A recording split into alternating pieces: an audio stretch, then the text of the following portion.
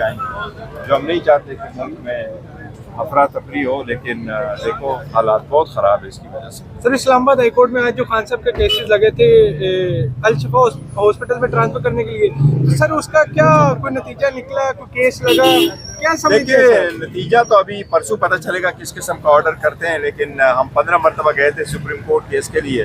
15वें मरतबा जाने के बाद सुप्रीम कोर्ट ने कहा कि आप हाई कोर्ट चले जाएं, और आज जो हमारी पेशी थी ये 20वें मरतबा मेरे पास तारीखें लिखी हैं, तो 20वें मरतबा पे अदालत ने परसों के लिए रखा है।